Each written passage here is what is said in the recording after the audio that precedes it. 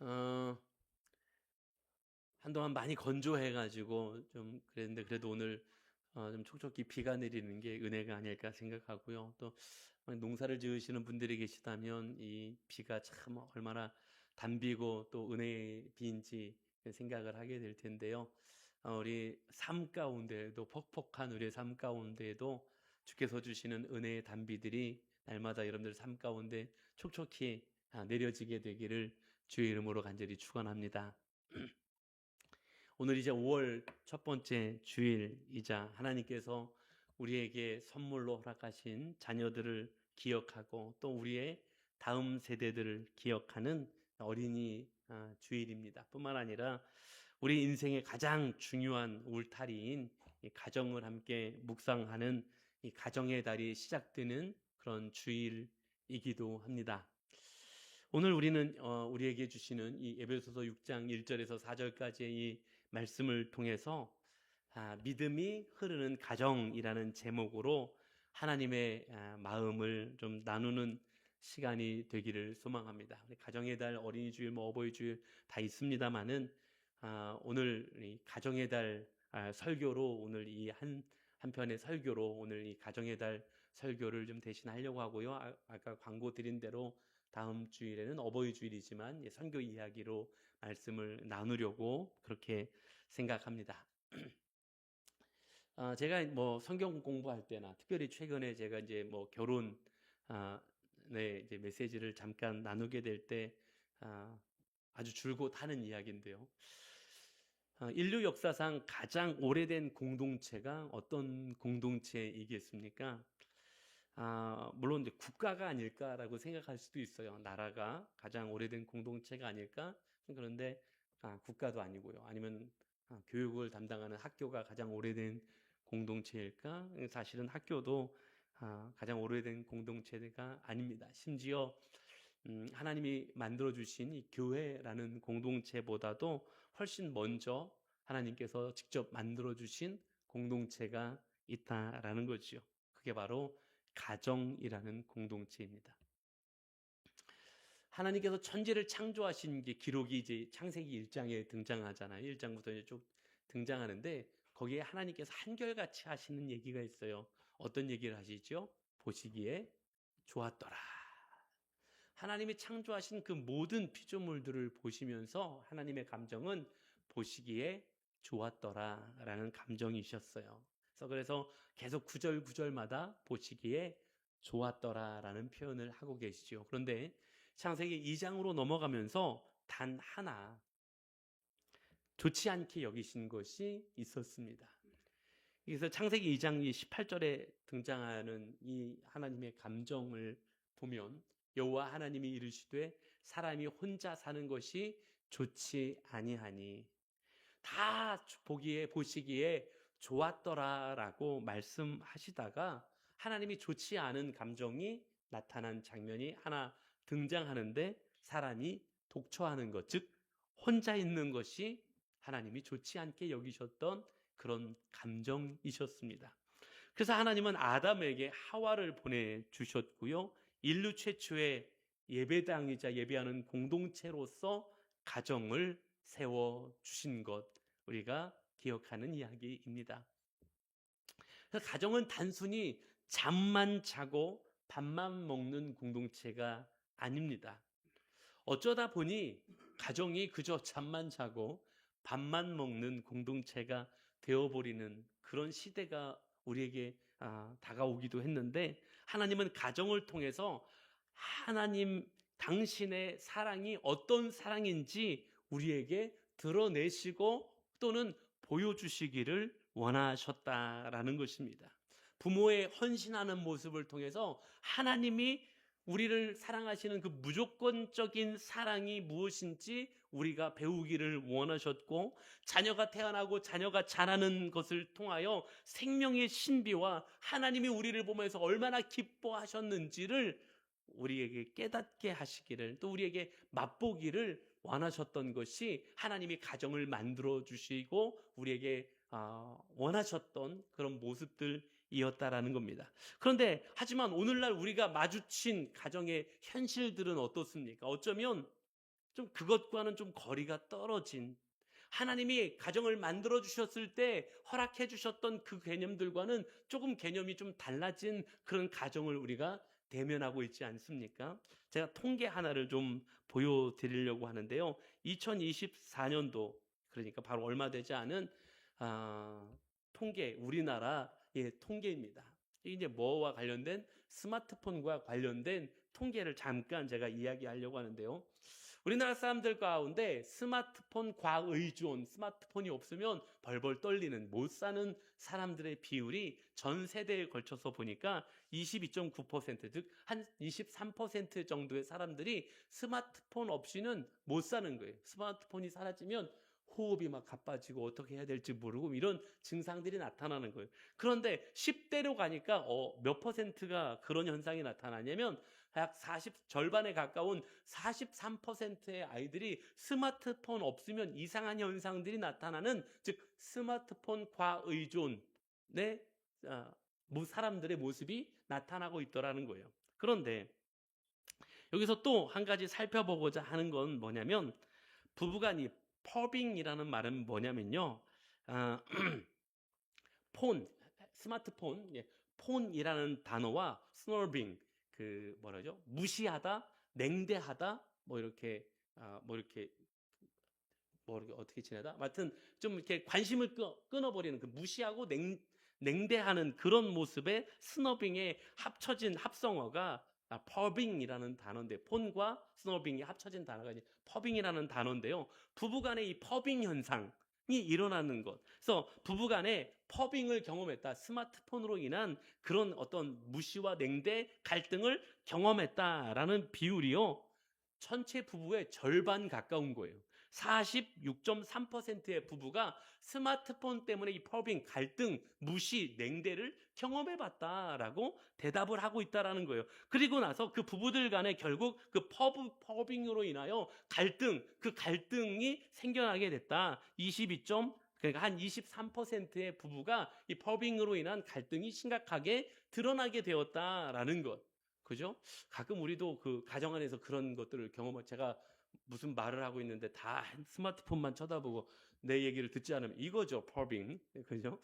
자, 근데 그러면 이제 부부 간에도 그렇잖아요. 근데 그뿐만 아니라 부모와 자녀 간의 문제를 보면, 자녀와 부모 간에 이 한 주간에 한 번 이상 갈등, 이 스마트폰으로 인한 갈등을 경험해봤다라고 고백하는 것이, 이제는 퍼센테이지가 확 달라져요. 62%의 가정에서 부모와 자녀 간에 스마트폰 때문에 일주일에 한 번 이상 갈등을 경험해봤다라고 이야기하고 있고요. 그 다음에 이것도 굉장히 중요한데, 부모가 스마트폰에 의존하고 있는 부모의 자녀들의 80%가 스마트폰 과의존하는 자녀들이 되는, 즉 중독은 전이 되더라. 부모가 그런 모습을 보이고 있으면 자녀가 그런 모습이 나타날 확률이 80%더라라는 것을 보여주는 통계가 있더라고요.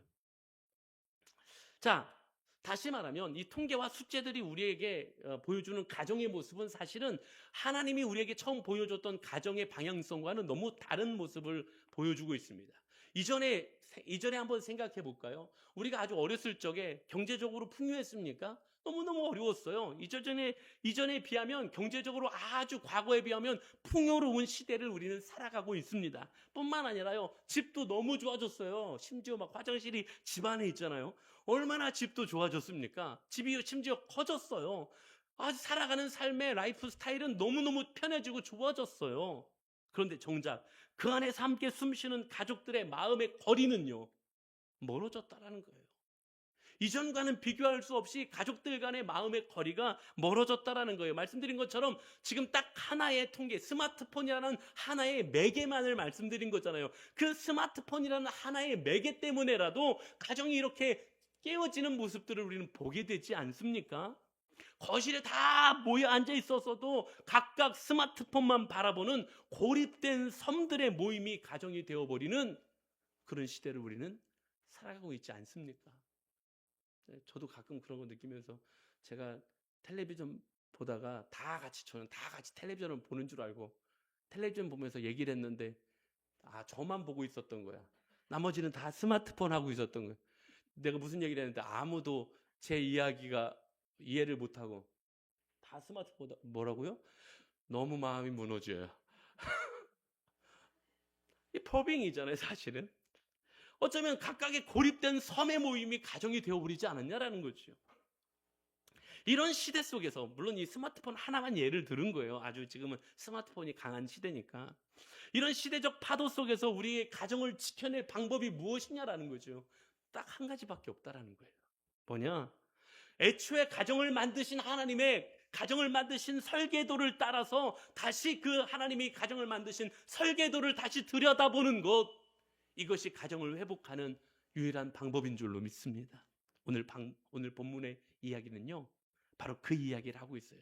하나님이 만드신 그 가정의 설계도라면 설계도에 따라 그 핵심적인 줄기가 오늘 본문에 말씀하고 계신 하나님의 말씀이라는 사실이죠. 그것의 가장 중요한 줄기는 뭐냐 그럼? 믿음이 흘러가는 가정이어야 한다라는 거예요. 믿음이 계속해서 되물림되어지며 믿음이 계속 가정 안에 흘러갈 수 있게끔 해야 된다. 믿음이 막히지 않고 믿음의 흐름이 막히지 않고 믿음이 흘러갈 수 있는 가정이 되어야 한다. 이게 하나님이 가정을 만드신 방향성이었고 하나님이 가정을 만드신 원래 설계도였다라는 거죠.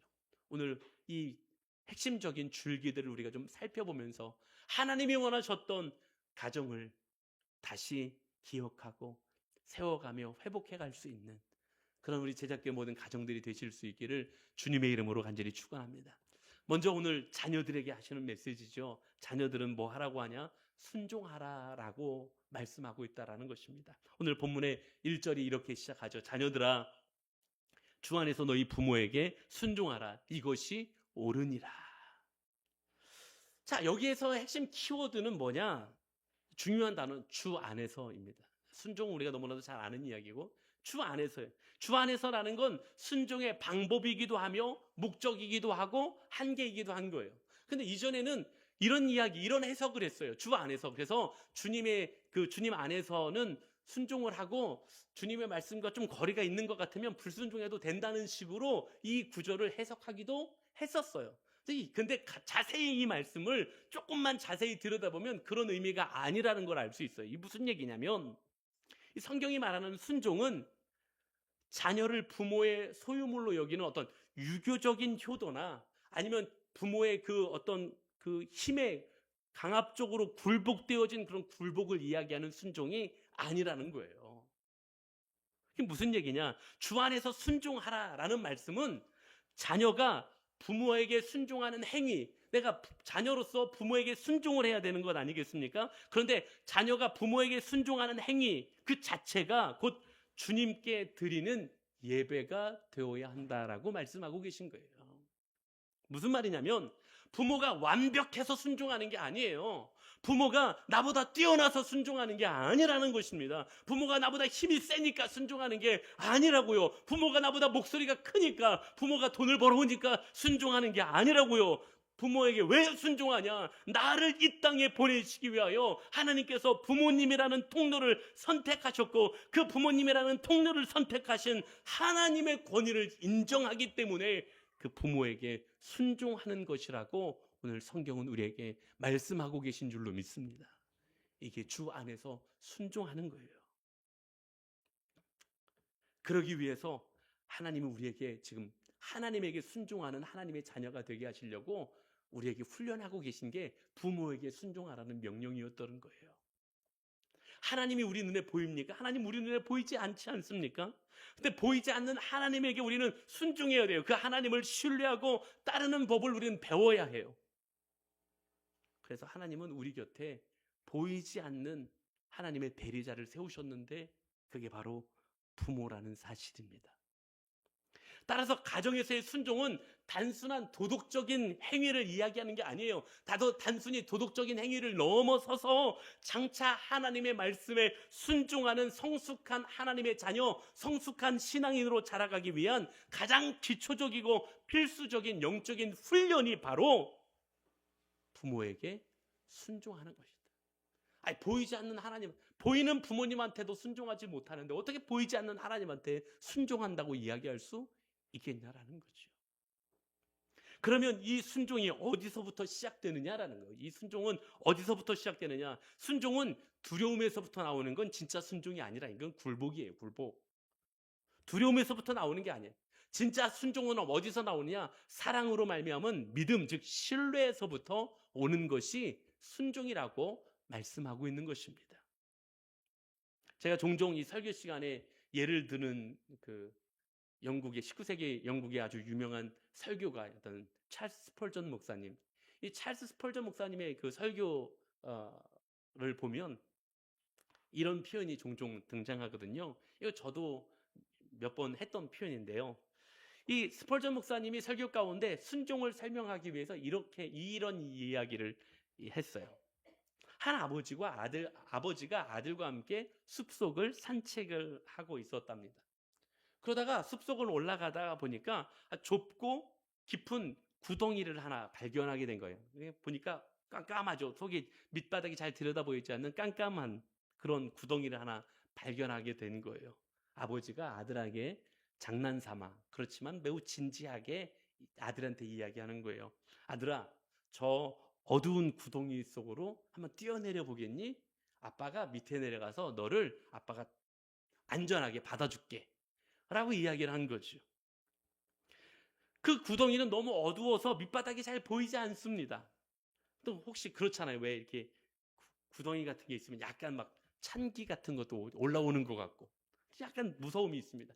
아이의 본능은 지금 뭐라고 이야기하고 있을까요? 아이의 본능은 위험해, 안 돼 라고 지금 아이의 본능은 이야기하고 있을 겁니다. 그렇지만 아이는 망설임 없이 뛰어내립니다. 왜일까요? 아이의 눈에 보이는 건 어둠이었지만 아이의 귀에 들리는 아빠의 약속이 있었기 때문이라는 거죠. 결국 무슨 얘기냐면 아이의 마음엔 구덩이의 그 어두운 깜깜함보단 아빠의 팔이 가진 힘이 더 크다라는 걸 믿는 신뢰, 즉 믿음이 있었다는 거예요. 아빠가 나를 받아줄 거야. 다시 말하면 사랑의 믿음, 신뢰가 있으면 행동하게 되어 있다라는 거예요. 신뢰할 때 행동하게 되어 있는 거예요. 저도 각 아이들을 이렇게 해봤거든요. 어렸을 때 이렇게 높은 곳에 올려놓고 뛰어내려봐. 그러면 아이들이 막 하다가 아빠를 믿을 땐 뛰어내리는 거죠. 그죠? 지금도 올려놓다고 생각해 보세요. 지금은 안 뛰어내리겠죠. 그죠? 지금은 안 뛰어내리겠죠. 아빠에 대한 신뢰가 좀 떨어졌겠죠. 물론 여러 가지를 고려해야 되겠지만, 그죠? 사랑하는 여러분, 부모에게 순종하는 건 상황이 이해가 되어서가 아닙니다. 부모라는 존재를 전적으로 신뢰하기 때문인 거예요. 우리 자녀들이 이런 순종의 기쁨을 깨달아가고 하나님에게 순종하는 영적 훈련이 바로 부모에게 순종하는 것에서부터 시작된다라는 사실을 우리 자녀들이 기억하실 수 있고 순종의 온전한 기쁨과 은혜를 누릴 수 있는 우리 자녀들이 되실 수 있기를 주님의 이름으로 간절히 축원합니다. 자, 그런데요, 우리 자녀들이 이런 순종의 기쁨을 배우려면 먼저 우리 부모들이 자녀에게 신뢰할 만한 뒷모습을 보여줄 수 있어야 된다라는 거예요. 입으로는 하나님 잘 믿으라고 이야기하면서 삶으로는 부모가 세상의 가치를 쫓아가는 삶을 살아가고 있으면 자녀는 순종해야 될 근거를 잃어버리게 되는 거예요. 자녀의 순종은 부모의 신실함이라는 토양 위에 피어나는 꽃이라는 사실을 기억하실 수 있는 우리 부모님들이 되실 수 있기를 주님의 이름으로 간절히 축원합니다. 그래서 이 순종은요, 자녀들은 하나님 앞에 순종하는 영적 훈련으로 먼저 부모에게 순종하기를 하나님이 말씀하셨음을 기억하는 삶을 살아야 하고, 부모는 신뢰할 만한 뒷모습을 자녀들에게 보여줄 수 있어야 된다는 것. 오늘 우리 믿음의 가정들, 우리 제자교에 속한 모든 가정들이 이와 같은 은혜가 세워질 수 있기를 주님의 이름으로 간절히 축원합니다. 자, 자연스럽게 이제 시선을 이제 부모님한테로 좀 돌려보려고 하는데, 이제 부모님에게 말씀합니다. 오늘 본문 이제 4절이죠. 잘 아는 말씀이지만 4절 말씀 보면, 또 아비들아 너희 자녀를 노엽게 하지 말고 오직 주의 교훈과 훈계로 양육하라 라고 말씀하고 있습니다. 자, 우리나라도 마찬가지였죠. 우리나라 조선시대 뭐 그 전 시대부터 우리나라는 굉장히 가부장적인 그 사회상을 가지고 있지 않았습니까? 이스라엘도 마찬가지였어요. 가부장적인 사회상을 가지고 있었어요. 아빠의 목소리가 제일 컸고요. 아버지 중심으로 가정이 돌아가고 세워지고 있었어요. 그런데 이 가부장적인 환경을, 사회상을 가지고 있는 그 유대 땅에서, 이스라엘 땅에서 오늘 사도 바울이 하는 이 이야기는 어쩌면 굉장히 파격적인 이야기예요. 왜냐하면 자녀를 노엽게 하지 말래요. 아니, 자녀들은요 그냥 막 하고 함부로 하고 때로는 막 야단도 치고 때리기도 하고 이게 그냥 너무 마땅한 사회인데 지금 사도 바울이 그 시대에 권면하고 있잖아요. 자녀들을 노엽게 하지 말라고요. 결국 이 이야기는 무슨 얘기냐면요, 부모가 가진 권위를 가지고 자녀를 억압하는데 자녀를 자기 감정을 배설하는 도구로 사용하지 말라는 아주 엄중한 경고가 담겨 있는 것이 바로 이 말씀인 거예요. 지난 주일에 하나님께서 우리에게 권위를 주셨다고 말씀하셨잖아요. 그 권위는 뭐 하는 데 쓰는 거라고요? 세우는 데 쓰는 거라고 했잖아요. 우리에게 부모로서의 권위를 주셨다면 가정을 세우라고 하나님이 우리에게 권위를 주신 줄로 믿습니다. 그런데 부모가 가진 권위로 자녀를 억누르고 자기 감정 배설하는 도구로 쓴다면 그건 잘못된 거라고 말씀하고 있는 거죠. 그럼 자녀를 노엽게 하는 건 뭘까요? 말 그대로죠. 자녀를 상처받게 하지 말라는 거예요. 자녀가 뭐 때려서 맞아서 상처가 나는 것, 그것보다 더 깊은 마음의 상처를 주지 말라고 말씀하고 있는 거였어요. 그러면 자녀가 언제 상처를 받느냐? 제가 찾아보니까요, 자녀는 이럴 때 상처를 받는 거래요. 첫 번째는 비일관성. 부모가 기분이 좋을 땐 다 해줘요. 기분이 좋을 때는 막 다 허용이 돼. 다 허용이 돼. 기분 나쁘면 사소한 일에도 막 불효령이 떨어지고 이러면 자녀는 혼란에 빠진다라는 거예요. 자녀는 혼란에 빠지고 그로 인한 상처를 가지게 된다라는 거예요. 비일관. 두 번째는 뭐냐면 비교예요. 비교. 이건 뭐 많이 들어보셨잖아요. 비교. 비교하는 것 때문에 자녀들은 상처를 받는다는 거예요. 누구 집 애는 요번에 몇 점 받았다더라. 이런 거 들어보셨나요? 누구 집 애는 몇 점 받았더라. 야, 넌 왜 네 형만 못하니? 넌 왜 네 동생만도 못하니? 예? 자, 이건 왜 이게 문제냐면요. 이런 말들은 자녀의 자존심을 무너뜨리는 말이기도 하지만 하나님 앞에서 이게 왜 문제가 되는 말이냐면 하나님이 그 자녀에게 허락하신 달란트가 있는데 그 자녀에게 허락하신 달란트를 부정하는 일이 되기 때문에 그런 거예요. 다 똑같을 수 없어요. 어떻게 다 똑같습니까? 하나님이 주신 달란트가 다 각기 다른 거예요. 커보면요, 그놈이 훨씬 잘할 수 있어요. 제 생각이에요. 그놈이 훨씬 잘할 수도 있잖아요. 그렇죠? 우리의 가치 기준이잖아요. 이게 세 번째인데요. 왜 상처를 받냐면 그래서 생기는 통제 때문에 상처를 받는다라는 거예요. 어떻게 자녀를 통제 안 합니까? 당연히 통제해야죠. 근데 이 통제는 무슨 말이냐면 자녀를 자기 꿈을 대신 이루어줄 대리인으로 여기고 부모의 계획대로만 움직이게 하려고 하는 통제를 가할 때 부모의 욕심을 이루는 도구가 되게 하려고 그 자녀를 그렇게 통제하고 다루어 갈 때 자녀의 영혼이 숨쉬지 못한다는 거예요. 그 자녀의 영혼이 막혀있고 숨을 쉬지 못하는 영혼이 되어버린다는 거예요. 사랑하는 여러분, 어쩌면 우리 자녀 세대들이 다 이런 것들을 경험해 봤을 수 있어요. 부모의 비일관성, 비교, 통제. 근데 그렇게 컸는데 또 내 자녀한테 또 그렇게 행해요. 비일관성, 비교, 통제. 그러나 오늘 하나님은 자녀를 노엽게 하지 말라고 말하고 있어요. 그럼 어떻게 키울까요? 어떻게 키울 수 있어요? 자녀를 도대체 어떻게 키웁니까? 성경이 오늘 말씀하고 계세요. 부모의 뜻대로가 아니라는 거예요. 주의 뜻대로 양육하라고 말씀하고 계신 거예요. 왜? 주님의 대리인이 자녀를 맡기셨다라는 거예요. 자, 이건 무슨 말이냐면 부모인 내가 먼저 주님의 말씀에 순종하고 굴복하는 모습을 자녀들에게 보여줄 수 있어야 된다라는 거예요. 말이 아니라 삶으로 보여줘야 된다.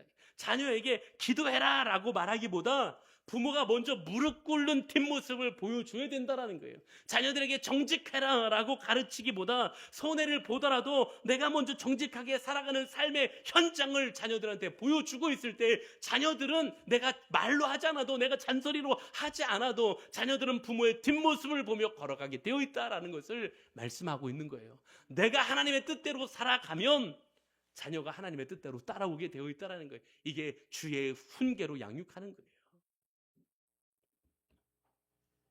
우리는 착각해요. 뭘로 착각하냐면 조각가인 줄 알아요. 자녀의 인생을 조각하는 조각가. 조각가는 어떻게 합니까? 돌덩이를 깎아서 자기가 원하는 모양을 만들잖아요. 그런데 하나님은 우리를 조각가로, 부모를 조각가로 부르신 것이 아니라 정원사로 부르셨어요. 무슨 말이냐면 하나님의 자녀들을 생명의 나무가 되게 하시려고, 하나님이 원하시는 모습으로 자라게 하려고 부모에게 물 주는 역할을 맡기신 거예요. 주변의 잡초를 뽑는 역할을 맡기셨다고요. 그저 우린 정원사예요. 조각가가 아니라고요. 이 기독교 역사상 아주 위대한 영성가요, 신학가로 인정받는 성 어거스틴이라는 사람이 있어요. 이 어거스틴은 워낙 유명하기도 하고요. 그의 일화가 굉장히 많아요. 이 어거스틴이 대표적인 일화 가운데 하나, 이 어거스틴의 청년은요, 완전 방탕하였어요. 어거스틴은 이단에 빠지기도 했고요, 사생아를 낳았고요, 어머니의 손을 뿌리치고 먼 나라로 도망쳤던 아들이 어거스틴이었어요. 그런데 어머니가 유명하죠. 그 어머니의 이름이 모니카입니다. 근데 어머니가 왜 유명하냐면 이 어거스틴을 기를 때 인간적인 방법으로 아들을 통제하려고 하지 않았어요. 그럴 수 없다라는 걸 깨달았죠. 인간적인 방법으로 어거스틴을 만들어 가려고 하지 않았어요. 비난하지도 않았어요. 저주하지도 않았어요. 대신 모니카가 했던 방법은 처절하게 기도하는 거였어요. 하나님 앞으로 나아가는 거였어요. 처절하게 기도했어요. 아들을 향해 잔소리하는 시간보다 하나님 앞에 엎드려야 되는 시간을 만들어야 된다고 생각했어요. 그리고 계속해서 하나님 앞에 나아가 엎드렸어요. 그래서 이 모니카에 관한 기록에 보면 이런 기록이 있대요. 모니카가 흘린 눈물로 인해 기도의 자리가 늘 젖어 있었다. 결국 수십 년이 지나서요, 바로 돌아온 것도 아니에요. 한참 시간이 지나서야 어거스틴이 하나님 앞에 회심하고 돌아오게 되죠. 그리고 매우 뛰어난 신학가일 뿐만 아니라 영성가가 되어지죠. 그 회심하여 돌아온 어거스틴이 나중에 이런 간증을 합니다. 내 어머니의 눈물은 강물이 되어 하나님께 상달되었고 그 눈물이 나를 죽음의 그늘에서부터 건져 올렸습니다. 이 어거스틴의 간증이었어요. 사랑하는 부모 여러분, 그리고 부모가 되어야 될 여러분, 자녀가 내 마음대로 되지 않지요? 자녀가 내 마음대로 되지 않아 혹 낙심하고 계십니까? 자녀와의 대화가 통하지 않아서 벽을 마주한 기분이십니까? 그때가 바로 하나님의 교훈과 훈계에 맡겨야 할 때임을 기억하실 수 있기를 주의 이름으로 간절히 축원합니다. 내 힘으로 하려고 하면 자녀를 노엽게 할 뿐입니다. 그러나 기도로 맡기면 하나님의 손길이 그 영혼을 만들어 가실 줄로 믿습니다. 부모의 가장 큰 권위는 목소리가 아니라 기도에서부터 나온다는 사실을 다시 한번 기억하는 은혜가 있기를 주의 이름으로 간절히 축원합니다. 오늘 시간이 갔지만 마지막 또 이야기 좀 그래도 하겠습니다. 마지막 우리 가족 모두가 기억해야 될 말씀. 자, 우리가 명심해야 될 사실이 하나 있는데, 가정은 하나님께서 세우신 1호 교회, 가장 작지만 강력한 힘을 가진 교회가 되어야 한다는 사실입니다. 우리는 주일에 와서 한번 예배 드리면 그게 전부라고 생각하기가 쉽습니다. 주일날 한번 난 주일 예배 드렸으니까 됐어. 우리 가정들이 다 됐어 라고 생각하는 경우들이 쉽습니다. 그러나 참된 신앙의 승부처는 어디서부터 나오느냐? 주일 예배 끝나고 저 현관문을 나서는 세상을 향하여 발걸음을 내딛는 그 한 걸음에서부터 진짜 참된 신앙의 승부처가 시작되는 거예요. 여긴 다 똑같은 것 같아요. 여기 앉아있을 땐 누구나 다 똑같은 것 같다고요. 누구나 은혜도 경험하고 말씀을 결단도 다 하는 것 같아요. 그런데 진짜 판가름은 어디서 나느냐? 세상에서 난다라는 것이요. 그런데 그 세상을 이기게 하는 방법이 있어요. 그게 뭐냐? 가정이 교회가 되어야 한다는 사실입니다. 신명기 6장 7절의 말씀에서 이렇게 말씀하고 있습니다. 내 자녀에게 부지런히 가르치며 집에 앉았을 때에든지 길을 갈 때에든지 누워있을 때에든지 일어날 때에든지 이 말씀을 강론할 것이며 라고 말씀합니다. 하나님이 여기 말씀에 보면 하나님 말씀의 교육 장소로 성전에 국한되어 있지 않다라는 것을 말씀하고 계셨어요. 그러니까 언제가 나와요? 집안에 앉아 있을 때든지 길을 걸어갈 때든지 잠에 들 때든지 아침에 눈 뜰 때든지. 이거 언제라는 얘기예요? 우리 일상의 모든 순간을 이야기하는 거잖아요. 평범한 우리의 모든 일상의 순간이 신앙교육의 현장이 되어야 한다라고 이미 성경이 우리에게 말씀하고 계시다는 사실입니다. 자녀들은요, 교회 선생님의 혹은 목사님의 전사님의 설교보다 부모의 삶을 보며 신앙을 배우는 거예요. 부모님이 식사 기도하면서 섞여져 나오는 그 진심 어린 감사에 자녀들은 더 큰 감동을 받게 되어 있는 거예요. 자녀들이 교회 와가지고요, 막 율동을 하고 찬양하고 아니면 찬양팀에 막 정말 반주 속에서 막 화려하게 찬양하는 그 찬양보다 설거지할 때 혹은 운전할 때 부모님의 입가에 흥얼거리듯 나오는 찬송 소리에서 자녀들은 하나님의 실제를 더 깊이 경험한다는 사실입니다. 이렇게 우리의 가정은 믿음이 흐르는 가정이 되어야 할 줄로 믿습니다. 그런데 이 믿음이 흐르는 걸 가장 싫어하는 존재가 있잖아요. 누가요? 사탄이요. 이 우리 가정 안에 믿음이 흘러가는 걸 가장 싫어해요. 그래서 뭘 갖다 놓냐고요? 믿음이 흐르지 못하게 장애물을 갖다 놓는다는 거예요. 여러 장애물이 있지만 오늘 두 가지 장애물을 이야기하려고 그래요. 그 중에 첫 번째 장애물 뭐냐고요? 세상의 가치관이요. 이건 우리도 모르는 사이에 가져다 놓아요. 우리도 모르는 사이에 그저 그렇게 넘어갈 수 있는 것들이에요. 세상의 가치관이 우리 가정에 들어오면요, 믿음이 흘러가기가 너무너무 어려워요. 제가 한 가지 질문 한번 해볼까요? 이게 맞는 말인지 틀린 말인지만 한번 생각해 보셨으면 좋겠어요. 공부 열심히 해서 성공해서 하나님께 영광 돌려야 된다. 이거 맞는 말입니까? 틀린 말입니까? 제가 맞는 말이라고 틀린 말이라고 이야기하지 않겠습니다. 그래서 제가 이렇게 표현할게요. 매우 위험한 말입니다. 왜요? 이 말 안에는 너 공부 열심히 해가지고 성공해서 하나님께 영광 돌려야 된다. 이 말이 얼마나 위험하냐면 이 말 안에 부모의 관심, 부모의 초점, 부모의 욕심이 담겨져 있어요. 어디에 초점이 있느냐? 부모의 욕심이 그 안에 담겨져 있다는 거예요. 성공하지 못하면, 세상적으로 성공하지 못하면 하나님께 영광 돌리지 못합니까? 아니요. 우리는 먹든지 마시든지 무엇을 하든지 다 하나님의 영광을 위해 하여야 하고 영광을 돌릴 수 있다라는 사실이에요. 하나님은 세상에서 우리 자녀들이 얼마나 성공하느냐에 관심이 있지 거기에 관심 있는 게 아니라고요. 이왕이면 성공해야죠. 또 성공 안 해도 된다는 얘기가 아니라 이왕이면 성공하시기를 소망하지만, 그러나 하나님의 관심은 거기 있는 게 아니라 우리 자녀가 거룩한 하나님의 자녀가 되는데 더 관심이 있다라는 사실을 우린 기억해야 될 줄로 믿습니다. 우리 가정 안에서 그래서 이 거룩함이 흘러갈 수 있는 믿음이 흐르는 가정이 되어야 된다라는 사실이에요. 적어도 혹 공부 좀 못할 수도 있지만, 혹 조금 부모의 마음에 차지 않을 수도 있지만, 이 자녀가 하나님을 신뢰할 수 있는 자녀가 되게끔 할 수 있는 것. 높은 자리에 오르는 것도 중요하겠지만 그렇지 못한다 할지라도 어디 있든지 하나님과 동행하는 삶을 살아갈 수 있도록 자녀를 길러내는 것. 이게 가정을 교회로 만드는 방법이고 비결이라는 사실을 우리의 가정들이 기억해야 될 줄로 믿습니다. 또 한 가지가 있는데요.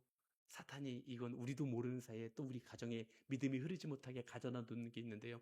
용서하지 못하게 하는 것. 아니 이게 너무 아무렇지도 않게 생각해요. 다 용서했다고도 생각하고요. 뭐 용서가 가족끼리 다 그런 거지 이렇게 생각해요.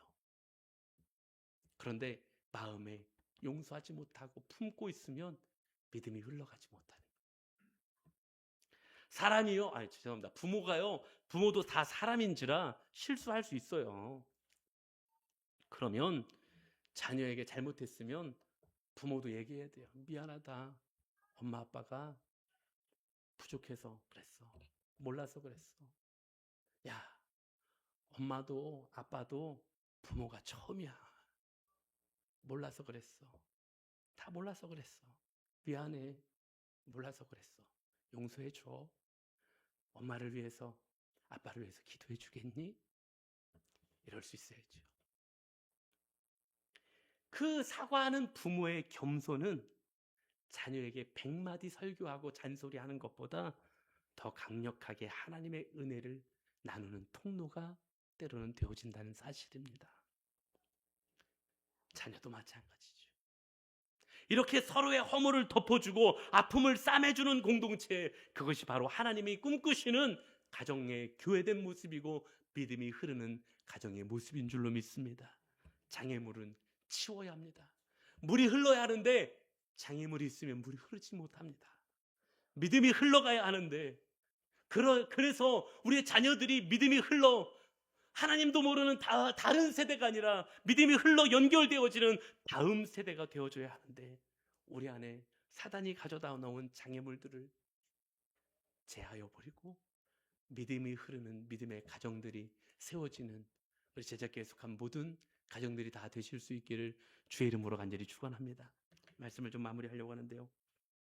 사랑하는 성도 여러분, 우리 오늘 어린이 주일을 맞이하고 또 가정의 달을 시작하면서 오늘 우리에게 주시는 이 말씀은 가정은 단순히 혈연 공동체를 넘어 하나님의 나라를 세워가는 영적인 공동체라는 것을 우리에게 들려주고 계셨습니다.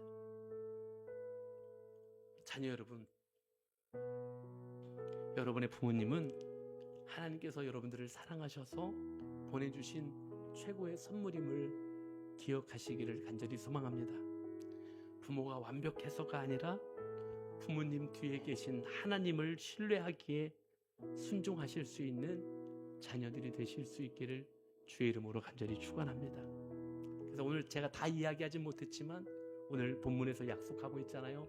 그게 바로 그 부모에게 순종하는 것이 바로 영원히 잘 되는 일이고요. 이 땅에서도 장수하는 복된 일이라고 약속하고 계십니다.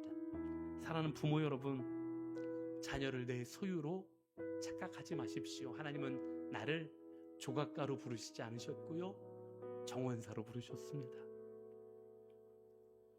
아이들의 마음에 분노의 씨앗을 심어두지 마십시오.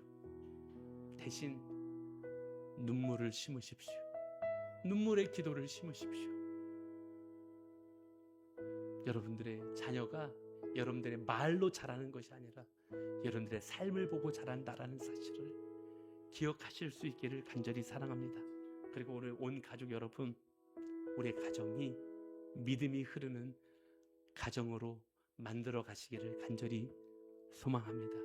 우리 거실이 예배의 처소가 되고 우리의 식탁이 성찬을 나누는 자리가 되실 수 있기를 간절히 소망합니다. 그래서 우리 가정 안에 하나님의 성품이 피어나고 우리가 가정에서 하는 결정들에 하나님의 뜻이 이루어지는 믿음이 흐르는 가정들이 되시기를 소망합니다.